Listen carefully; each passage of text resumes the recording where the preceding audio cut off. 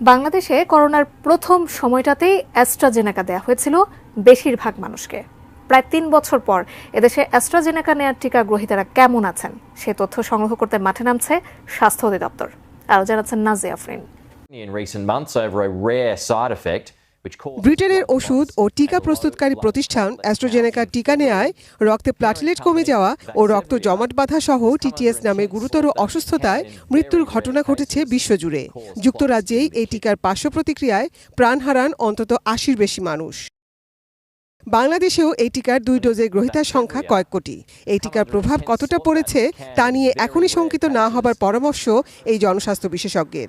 তিনি বলেন, টিকা গ্রহীতাদের আতঙ্কিত হবার প্রয়োজন নেই, বরং স্নায়ু চিকিৎসকদের এই টিকা নেওয়া রোগীদের সম্পর্কে বাড়তি সতর্কতার পরামর্শ দেন তিনি।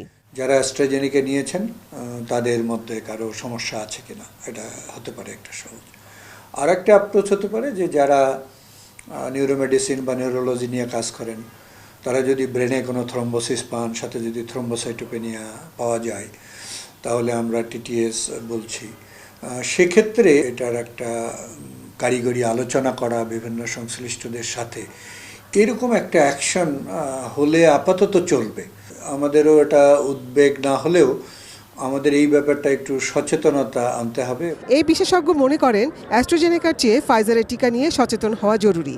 ফাইজার টিকা নেওয়া রোগীদের তথ্য সংগ্রহ করারও পরামর্শ দেন তিনি।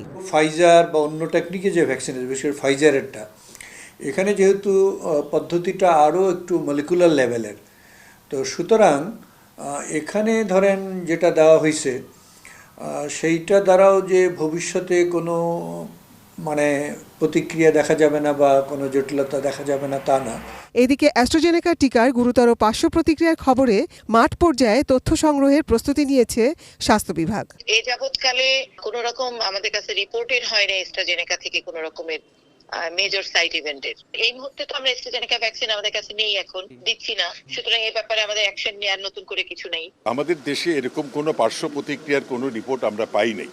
তবে আমি এটা জানার পরে ডিজি হেলথকে অলরেডি আমি ইনস্ট্রাকশন দিয়েছি এবং তারা এটা সার্ভে করছে, সার্ভে করে আমাকে রিপোর্ট দিবে। Nazia Afrin, ATN news, Dhaka.